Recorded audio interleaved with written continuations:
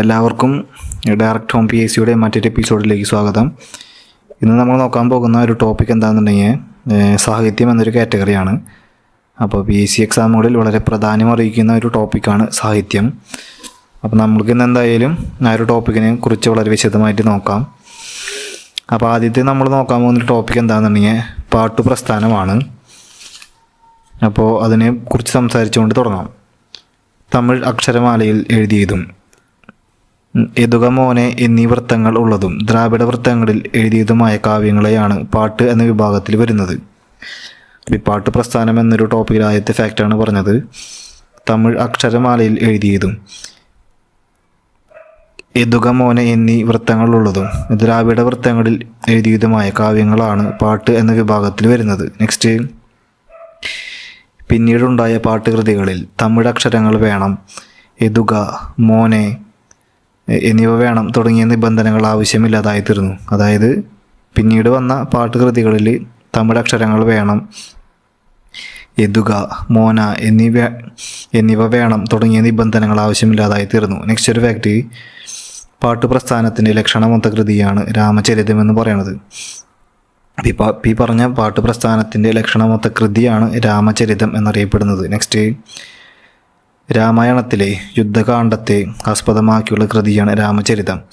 അപ്പോൾ നമ്മൾ പറഞ്ഞു പാട്ടുപ്രസ്ഥാനത്തിൻ്റെ ലക്ഷണമൊത്ത കൃതിയാണ് രാമചരിതം എന്ന് പറയണത്. അപ്പോൾ ഈ രാമചരിതം എന്ന് പറയുന്ന കൃതി ഈ രാമായണത്തിലെ യുദ്ധകാണ്ഡത്തെ ആസ്പദമാക്കിയിട്ടുള്ള ഒന്നാണ്. നെക്സ്റ്റ്, 164 പടലങ്ങളും 1814 ശീലുകളുമാണ് ഇതിനുള്ളത്.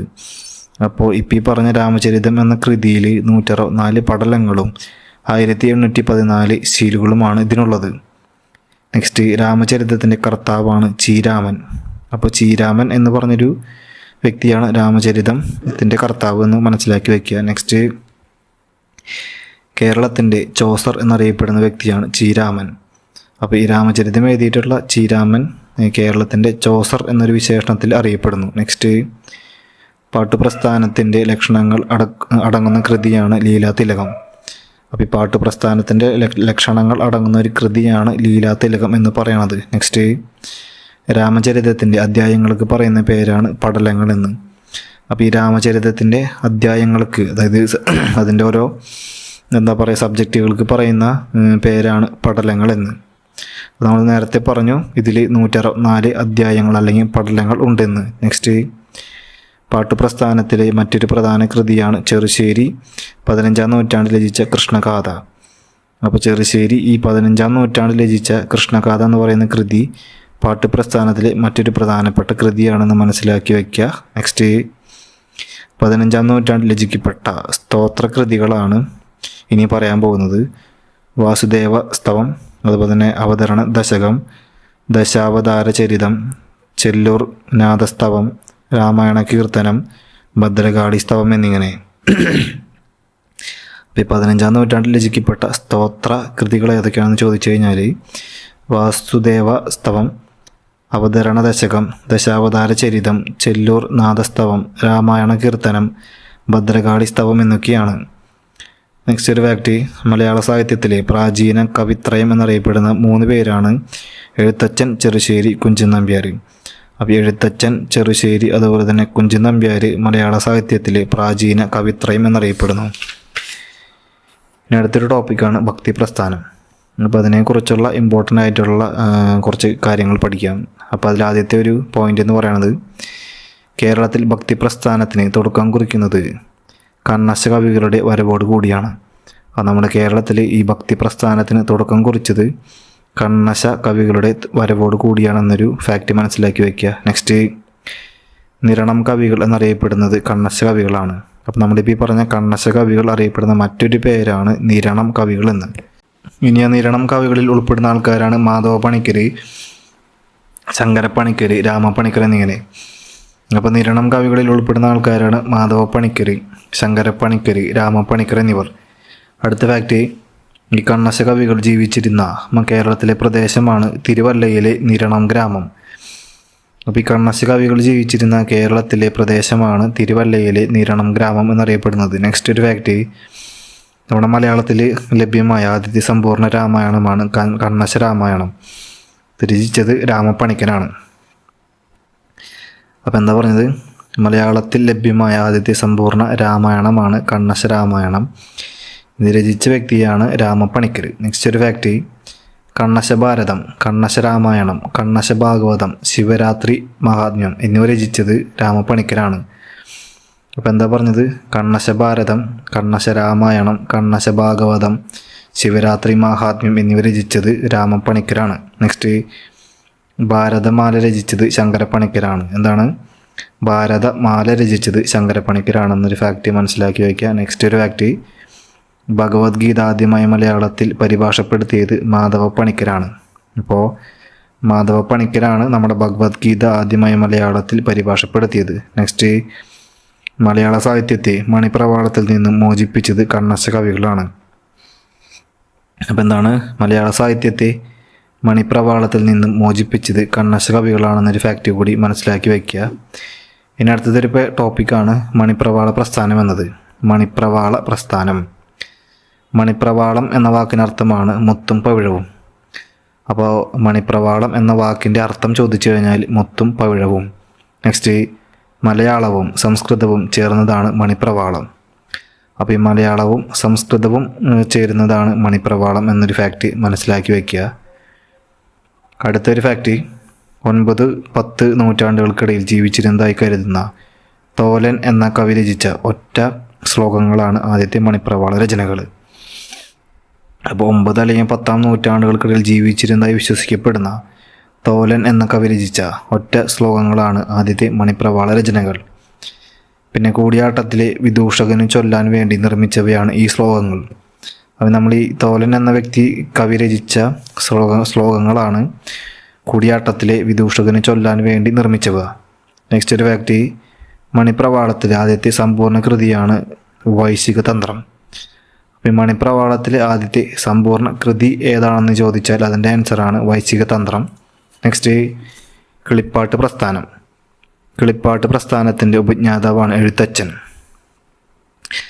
അപ്പോൾ കിളിപ്പാട്ട് പ്രസ്ഥാനത്തിൻ്റെ ഉപജ്ഞാതാവ് ആരാണെന്ന് ചോദിച്ചു കഴിഞ്ഞാൽ എഴുത്തച്ഛനാണ്. നെക്സ്റ്റ്, മലയാള ഭാഷയുടെ പിതാവാണ് എഴുത്തച്ഛൻ. അതെല്ലാവർക്കും അറിയുന്നൊരു ഫാക്റ്റാണ്. മലയാള ഭാഷയുടെ പിതാവാണ് എഴുത്തച്ഛൻ. നെക്സ്റ്റ്, കിളിയെ കൊണ്ട് പാടിക്കുന്ന രീതിയാണ് കിളിപ്പാട്ടിൻ്റെ സവിശേഷത. അപ്പോൾ കിളിപ്പാട്ട് പ്രസ്ഥാനത്തിൻ്റെ ഒരു സവിശേഷതയാണ് കിളിയെ കൊണ്ട് പാടിക്കുന്ന രീതി. നെക്സ്റ്റ്, കിളിപ്പാട്ടിലെ ആദ്യത്തെ കൃതിയാണ് അധ്യാത്മരാമായണം. അപ്പോൾ കിളിപ്പാട്ടിലെ ആദ്യത്തെ കൃതി ചോദിച്ചു കഴിഞ്ഞാൽ അധ്യാത്മരാമായണമാണ്. നെക്സ്റ്റ്, കിളിപ്പാട്ട് വൃത്തങ്ങൾ എന്നറിയപ്പെടുന്നതാണ് കേക, കാകളി, കളകാഞ്ചി, അന്നനട, മണിക്കാഞ്ചി, ദുരിതകാളി എന്നിങ്ങനെ. അപ്പോൾ നമ്മൾ കിളിപ്പാട്ടിൻ്റെ വൃത്തങ്ങൾ എന്തൊക്കെയാണെന്ന് ചോദിച്ചു കഴിഞ്ഞാൽ കേക, കാകളി, കളകാഞ്ചി, അന്നനട, മണിക്കാഞ്ചി, ദ്രുതകാളി എന്നിങ്ങനെ. നെക്സ്റ്റ്, എഴുത്തച്ഛൻ്റെ ജന്മസ്ഥലമാണ് തിരൂർ, മലപ്പുറം. അപ്പോൾ എഴുത്തച്ഛൻ്റെ ജന്മസ്ഥലം ഏതാണെന്ന് ചോദിച്ചാൽ മലപ്പുറം ജില്ലയിലെ തിരൂരാണെന്ന് മനസ്സിലാക്കി വയ്ക്കുക. നെക്സ്റ്റ്, ഭക്തി പ്രസ്ഥാനത്തിൻ്റെ മുഖ്യ പ്രയോക്താക്കളിൽ ഒരാളാണ് എഴുത്തച്ഛൻ. അപ്പോൾ എഴുത്തച്ഛൻ എന്ന് പറയുന്നത് ഭക്തി പ്രസ്ഥാനത്തിൻ്റെ മുഖ്യ പ്രയോക്താക്കളിൽ ഒരാളാണെന്ന് മനസ്സിലാക്കി വയ്ക്കുക. നെക്സ്റ്റ്, എഴുത്തച്ഛൻ രചിച്ച കൃതികളാണ് മഹാഭാരതം, കിളിപ്പാട്ട്, ഹരിനാമ കീർത്തനം തുടങ്ങിയവ. അപ്പോൾ എഴുത്തച്ഛൻ രചിച്ച വളരെ പ്രധാനപ്പെട്ട 2 കൃതികളാണ് മഹാഭാരതം, കിളിപ്പാട്ട്, അതുപോലെ തന്നെ ഹരിനാമ കീർത്തനം തുടങ്ങിയവ. നെക്സ്റ്റ് ഒരു ഫാക്റ്റ്, പുതുമല യാൺമതൻ മഹേശ്വരൻ എന്ന് എഴുത്തച്ഛനെ വിശേഷിപ്പിച്ചത് വള്ളത്തോളാണ്. അപ്പോൾ പുതുമലയാൺമതൻ മഹേശ്വരൻ എന്ന് നമ്മുടെ എഴുത്തച്ഛനെ വിശേഷിപ്പിച്ച കവിയാണ് വള്ളത്തോൾ നാരായണമേനോൻ എന്ന് ഓർത്തു വയ്ക്കുക. അപ്പോൾ ഇത്രയുമാണ് കിളിപ്പാട്ട് പ്രസ്ഥാനത്തെക്കുറിച്ച് നമുക്ക് നോക്കാനുള്ളത്. നെക്സ്റ്റ്, തുള്ളൽ പ്രസ്ഥാനം. തുള്ളൽ പ്രസ്ഥാനത്തിൻ്റെ ഉപജ്ഞാതാവാണ് കുഞ്ചൻ നമ്പ്യാർ. അപ്പോൾ നമ്മുടെ തുള്ളൽ പ്രസ്ഥാനത്തിൻ്റെ ഉപജ്ഞാതാവാണ് കുഞ്ചൻ നമ്പ്യാർ. നെക്സ്റ്റ് ഒരു ഫാക്റ്റ്, ജനകീയ കവി എന്നറിയപ്പെടുന്ന വ്യക്തിയാണ് കുഞ്ചൻ നമ്പ്യാർ. അപ്പോൾ ജനകീയ കവി എന്നറിയപ്പെടുന്നതും കുഞ്ചൻ നമ്പ്യാർ തന്നെയാണ്. നെക്സ്റ്റ്, തുള്ളൽ എന്ന വാക്കിൻ്റെ അർത്ഥമാണ് നൃത്തം. അപ്പോൾ തുള്ളൽ എന്ന വാക്കിൻ്റെ അർത്ഥം ചോദിച്ചു കഴിഞ്ഞാൽ നൃത്തമാണ്. നെക്സ്റ്റ്, നർമ്മത്തിൽ പൊതിഞ്ഞ സാമൂഹ്യ വിമർശനമാണ് അദ്ദേഹത്തിൻ്റെ കൃതികളുടെ മുഖമുദ്ര. അപ്പോൾ നമ്മുടെ കുഞ്ചൻ നമ്പ്യാരുടെ കൃതികളുടെ മുഖമുദ്രയാണ് നർമ്മത്തിൽ പൊതിഞ്ഞ സാമൂഹ്യ വിമർശനം എന്ന് മനസ്സിലാക്കി വയ്ക്കുക. നെക്സ്റ്റ്, ആദ്യത്തെ തുള്ളൽ കൃതിയാണ് കല്യാണ സൗഗന്ധികം, ശീതങ്കൻ തുള്ളൽ. അപ്പോൾ ആദ്യത്തെ തുള്ളൽ കൃതി ഏതാണെന്ന് ചോദിച്ചു കഴിഞ്ഞാൽ കല്യാണ സൗഗന്ധികം, ശീതങ്കൻ തുള്ളൽ എന്ന് മനസ്സിലാക്കി വയ്ക്കുക. നെക്സ്റ്റ് പറയൻ, ശീതങ്കൻ, ഓട്ടൻ എന്നിങ്ങനെ തുള്ളൽ 3 വിധമുണ്ട്. നമ്മൾ ഈ പറഞ്ഞിട്ടുള്ള തുള്ളൽ പ്രസ്ഥാനത്തിൽ തുള്ളൽ എന്ന് പറയണത് 3 തരമുണ്ട്. അവയാണ് പറയൻ, ശീതങ്കൻ, ഓട്ടൻ എന്നിങ്ങനെ. നെക്സ്റ്റ് ഓട്ടൻ തുള്ളലിലെ പ്രധാനപ്പെട്ട വൃത്തമാണ് തരങ്കിണി എന്നറിയപ്പെടുന്നത്. അതുകൊണ്ട് ഓട്ടൻ തുള്ളലിലെ പ്രധാനപ്പെട്ട വൃത്തം ഏതാണെന്ന് ചോദിച്ചാൽ തരങ്കിണിയാണ്. ഇനി നമുക്ക് കുഞ്ചൻ നമ്പ്യാരെ കുറിച്ചുള്ള നോർമൽ ഫാക്റ്റുകൾ നോക്കാം. 18-ാം നൂറ്റാണ്ടിൽ ജീവിച്ചിരുന്ന മഹാകവിയാണ് കുഞ്ചൻ നമ്പ്യാർ. അപ്പോൾ അതുപോലെ തന്നെ തുള്ളൽ പ്രസ്ഥാനത്തിൻ്റെ ഉപജ്ഞാതാവാണ് കുഞ്ചൻ നമ്പ്യാർ. പിന്നെ കുഞ്ചൻ നമ്പ്യാർ ജനിച്ച കിള്ളിക്കുറിശി മംഗലത്തെ കലക്കത്ത് ഭവനം ഇന്ന് കുഞ്ചൻ നമ്പ്യാർ സ്മാരകമായി നിലകൊള്ളുന്നു. അപ്പോൾ കുഞ്ചൻ നമ്പ്യാർ സ്മാരകം എവിടെയാണെന്ന് ചോദിച്ചു കഴിഞ്ഞാൽ നമ്മുടെ കിള്ളിക്കുറിശി മംഗലത്തെ കലക്കത്ത് ഭവനം എന്ന് മനസ്സിലാക്കി വയ്ക്കുക. നെക്സ്റ്റ് ഓട്ടൻ തുള്ളലുകൾ പല വിധമുണ്ട്. അത് ശ്രീമന്തകം, ഘോഷയാത്ര, കാർത്തി, വീര്യാർജുന വിജയം, രുക്മിണി സ്വയംവരം എന്നിങ്ങനെ. അപ്പോൾ ഓട്ടൻ തുള്ളലുകളിലെ കാറ്റഗറീസാണ് ഈ പറഞ്ഞത്. അതായത് ശ്യാമന്തകം, ഘോഷയാത്ര, കാർത്തി, വീര്യാർജുന വിജയം, രുക്മിണി സ്വയംവരം എന്നിങ്ങനെ. നെക്സ്റ്റ് ശീതങ്കൻ തുള്ളലുകളാണ്. അതായത് ശീതങ്കൻ തുള്ളലുകൾക്ക് ഉദാഹരണമാണ് കല്യാണ സൗഗന്ധികം, അതുപോലെ തന്നെ ധ്രുവചരിതം, കൃഷ്ണലീല എന്നിങ്ങനെ. നെക്സ്റ്റ് പറയൻ തുള്ളലുകൾ, അതിനുദാഹരണമാണ് സഭാപ്രവേശം, പാഞ്ചാലി സ്വയംവരം, കീചകവധം, ദക്ഷയാഗം, ത്രിപുരദഹനം എന്നിങ്ങനെ. നെക്സ്റ്റ് കുഞ്ചൻ നമ്പ്യാരുടെ മറ്റ് കൃതികളാണ് പഞ്ചതന്ത്രം, കിളിപ്പാട്ട്, ശ്രീകൃഷ്ണചരിതം, മണിപ്രവാളം എന്നിങ്ങനെ. നെക്സ്റ്റ് കുഞ്ചൻ നമ്പ്യാർ സ്മാരകങ്ങളാണ് അമ്പലപ്പുഴ, അതുപോലെ തന്നെ കിള്ളിക്കുറിശി മംഗലം. നമ്മളിപ്പോൾ ഈ പഠിച്ച നമ്മുടെ കുഞ്ചൻ നമ്പ്യാരെ കുറിച്ചുള്ള ഫാക്റ്റുകൾ ഒന്നുകൂടി റിപ്പീറ്റ് ചെയ്യാം, വളരെ ഇമ്പോർട്ടൻ്റ് ആണ്. അപ്പോൾ 18-ാം നൂറ്റാണ്ടിൽ ജീവിച്ചിരുന്ന മഹാകവിയാണ് കുഞ്ചൻ നമ്പ്യാർ. അതുപോലെ തന്നെ തുള്ളൽ പ്രസ്ഥാനത്തിൻ്റെ ഉപജ്ഞാതാവാണ് ഇദ്ദേഹം. പിന്നെ പറഞ്ഞത് കുഞ്ചൻ നമ്പ്യാർ ജനിച്ച കിള്ളിക്കുറിശി മംഗലത്തെ കലക്കത്ത് ഭവനം ഇന്ന് കുഞ്ചൻ നമ്പ്യാർ സ്മാരകമായി നിലകൊള്ളുന്നു.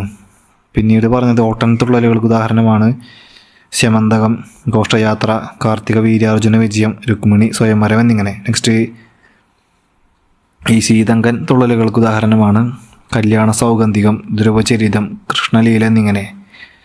അടുത്തൊരു ഫാക്റ്റ് പറയൻ തുള്ളലുകൾക്ക് ഉദാഹരണമാണ് സഭാപ്രവേശം, പാഞ്ചാലി സ്വയംവരം, കീചകവധം, ദക്ഷയാഗം, ത്രിപുരദഹനം എന്നിങ്ങനെ. പിന്നെ പറഞ്ഞത് കുഞ്ചൻ നമ്പ്യാരുടെ മറ്റ് കൃതികളാണ് പഞ്ചതന്ത്രം, കിളിപ്പാട്ട്, ശ്രീകൃഷ്ണചരിതം, മണിപ്രവാളം എന്നിങ്ങനെ. പിന്നെ കുഞ്ചൻ നമ്പ്യാർ സ്മാരകങ്ങളാണ് കിള്ളിക്കുറിശി മംഗലവും അതുപോലെ തന്നെ അമ്പലപ്പുഴയും. ഇനി അടുത്ത ഒരു ടോപ്പിക് എന്ന് പറയുന്നത് ആട്ടക്കഥാ പ്രസ്ഥാനത്തെക്കുറിച്ചാണ്. കഥകളിയുടെ സാഹിത്യരൂപമാണ് ആട്ടക്കഥ. അപ്പോൾ എന്താണ് കഥകളിയുടെ ആ സാഹിത്യരൂപം ഏതാണെന്ന് ചോദിച്ചാൽ അതിൻ്റെ ആൻസറാണ് ആട്ടക്കഥ. 17-ാം നൂറ്റാണ്ടിൻ്റെ ഉത്തരാർദ്ധത്തോടു കൂടി, ഈ ഒരു സമയത്തോടു കൂടിയാണ് കഥകളിയുടെ സാഹിത്യരൂപമായ ആട്ടക്കഥാ പ്രസ്ഥാനം രൂപം കൊണ്ടത്. അപ്പോൾ ഈ 17-ാം നൂറ്റാണ്ടിൻ്റെ ഉത്തരാർദ്ധത്തോടു കൂടിയാണ് കഥകളിയുടെ സാഹിത്യരൂപമായിട്ടുള്ള ഈ ആട്ടക്കഥാ പ്രസ്ഥാനം രൂപം കൊണ്ടത്. അടുത്തൊരു ഫാക്റ്റ് എന്ന് പറയുന്നത് കൊട്ടാരക്കര തമ്പുരാനാണ് ആട്ടക്കഥയുടെ ഉപജ്ഞാതാവ്. അപ്പോൾ ഈ ആട്ടക്കഥയുടെ ഉപജ്ഞാതാവാണ് നമ്മുടെ കൊട്ടാരക്കര തമ്പുരാൻ എന്ന് മനസ്സിലാക്കി വയ്ക്കുക. നെക്സ്റ്റ് രാമായണ കഥയെ അടിസ്ഥാനപ്പെടുത്തി കൊട്ടാരക്കര തമ്പുരാൻ നിർമ്മിച്ച കൃതികളാണ് ആദ്യത്തെ ആട്ടക്കഥകൾ. ഈ രാമായണ കഥയെ അടിസ്ഥാനപ്പെടുത്തിക്കൊണ്ട് കൊട്ടാരക്കര തമ്പുരാൻ നിർമ്മിച്ച കൃതികളാണ് ആദ്യത്തെ ആട്ടക്കഥകൾ എന്നറിയപ്പെടുന്നത്. അടുത്ത ഒരു ഫാക്റ്റ് രാമായണത്തെ ഉപലബ്ധിച്ചുള്ള പ്രസിദ്ധ ആട്ടക്കഥകളാണ് സീതാ സ്വയംവരം, ബാലിവധം എന്നിങ്ങനെ. ഇതിവ രണ്ടും കൊട്ടാരക്കര തമ്പുരാൻ്റെ രചനകളാണ്. അപ്പോൾ എന്താ പറഞ്ഞത് ഈ രാമായണത്തെ ഉപലബ്ധിച്ചു ഉള്ള പ്രസിദ്ധമായ ആട്ടക്കഥകളാണ് സീതാ സ്വയംവരം അതുപോലെ തന്നെ ബാലിവധമെന്ന്. അപ്പോൾ ഈ പറഞ്ഞിട്ടുള്ള സീതാ സ്വയംവരം അതുപോലെ തന്നെ ബാലിവധം ഇവ രണ്ടും കൊട്ടാരക്കര തമ്പുരാനാണ് രചിച്ചത് എന്ന് കൂടി മനസ്സിലാക്കി വയ്ക്കുക. നെക്സ്റ്റ് കേരളത്തിൻ്റെ ശാകുന്തളം എന്നറിയപ്പെടുന്നതാണ് നളചരിതം ആട്ടക്കഥ. അപ്പോൾ കേരളത്തിൻ്റെ ശാകുന്തളം എന്നറിയപ്പെടുന്നതാണ് നളചരിതം ആട്ടക്കഥ. നെക്സ്റ്റ് നളചരിതം ആട്ടക്കഥ രചിച്ച വ്യക്തിയാണ് ഉണ്ണായി വാര്യർ. അപ്പോൾ നളചരിതം ആട്ടക്കഥ രചിച്ച വ്യക്തിയാണ് ഉണ്ണായി വാര്യർ എന്നുകൂടി ഓർത്ത് വയ്ക്കുക. നെക്സ്റ്റ് എല്ലാ ഗുണങ്ങളും തികഞ്ഞ ആട്ടക്കഥയായി അറിയപ്പെടുന്നതാണ് നളചരിതം. അപ്പോൾ എല്ലാ തരം ഗുണങ്ങളും തികഞ്ഞ ആട്ടക്കഥയായിട്ട് അറിയപ്പെടുന്നതാണ് നളചരിതം എന്ന് മനസ്സിലാക്കുക. നെക്സ്റ്റ്, രാവണനെ കഥാനായകനാക്കിയ രാവണ വിജയം ആട്ടക്കഥ രചിച്ചത് കിളിമാനൂർ വിദ്വാൻ കോയി തമ്പുരാനാണ്. അപ്പോൾ കിളിമാനൂർ വിദ്വാൻ കോയി തമ്പുരാൻ എന്ന് പറഞ്ഞ വ്യക്തിയാണ് രാവണനെ കഥാനായകനാക്കിക്കൊണ്ട് രാവണ വിജയം ആട്ടക്കഥ രചിച്ചത് എന്ന് മനസ്സിലാക്കുക. ഇനി നമുക്ക് പഠിക്കാനുള്ളൊരു ടോപ്പിക് എന്താണെന്നുണ്ടെങ്കിൽ പ്രധാന ആട്ടക്കഥകളും രചയിതാക്കളുമാണ്. അപ്പോൾ സ്റ്റാർട്ട് ചെയ്യാം. ഭഗവതം, കല്യാണ സൗഗന്ധികം, കിർമീരവധം, കാലകേയവധം എന്നിവ രചിച്ചത് എന്താ പറയുക കോട്ടയത്ത് തമ്പുരാനാണ്. അപ്പോൾ കോട്ടയത്ത് തമ്പുരാൻ രചിച്ച ആട്ടക്കഥകളാണ് ഭഗവതം, കല്യാണ സൗഗന്ധികം, കിർമീരവധം, കാലകേയവധം എന്നിങ്ങനെ. നെക്സ്റ്റ്, വല്ലികുമാരം, ചൂടാമണി, താടകാവധം എന്നിവ രചിച്ചത് വി കൃഷ്ണൻ തമ്പിയാണ്. അപ്പോൾ വല്ലികുമാരം, ചൂടാമണി, താടകാവധം എന്നിവ രചിച്ചതാണ് വി കൃഷ്ണൻ തമ്പി. നെക്സ്റ്റ്, രാജസൂയം, നരകാസുരവധം, സുഭദ്രാഹരണം എന്നിവ രചിച്ചത് കാർത്തിക തിരുനാളാണ്. അപ്പോൾ രാജസൂയം, നരകാസുരവധം, സുഭദ്രാഹരണം എന്നിവ രചിച്ചത് കാർത്തിക തിരുനാളാണ്. നെക്സ്റ്റ്, അംബരീഷചരിതം, പൂതനാമോക്ഷം, രുക്മിണി സ്വയംവരം എന്നിവ രചിച്ചത് സ്വാതി തിരുനാളാണ്. അപ്പോൾ അശ്വതി തിരുനാളാണ്. അംബരീഷ ചരിതം, പൂതനാമോക്ഷം, രുക്മിണി സ്വയംവരം എന്നിവ രചിച്ച രചയിതാവാണ് അശ്വതി തിരുനാൾ എന്നും കൂടി മനസ്സിലാക്കി വയ്ക്കുക. അപ്പോൾ ഇത്രയുമാണ് ഈ ഒരു ടോപ്പിക്കിൽ പറയാനുള്ള കാര്യങ്ങൾ. അപ്പോൾ ഇന്ന് നമ്മൾ പഠിച്ചത് പാട്ട് പ്രസ്ഥാനം, അതുപോലെ തന്നെ ഭക്തി പ്രസ്ഥാനത്തെക്കുറിച്ച് നോക്കി, മണിപ്രവാള പ്രസ്ഥാനം, കിളിപ്പാട്ട് പ്രസ്ഥാനം, തുള്ളൽ പ്രസ്ഥാനം, പിന്നെ കുഞ്ചൻ നമ്പ്യാരെ കുറിച്ച് പഠിച്ചു, ആട്ടക്കഥാ പ്രസ്ഥാനം നോക്കി. അപ്പോൾ അങ്ങനത്തെ വളരെ ഇമ്പോർട്ടൻ്റ് ആയിട്ടുള്ള കുറേ കാര്യങ്ങൾ നമ്മൾ സാഹിത്യം എന്നൊരു ടോപ്പിക്കിൽ ഇന്ന് പഠിച്ചു. അപ്പോൾ ഇതിൻ്റെ കണ്ടിന്യൂഷൻ മറ്റൊരു ദിവസം വരുന്നതായിരിക്കും. അപ്പോൾ അതുവരേക്കും എല്ലാവർക്കും നമസ്കാരം.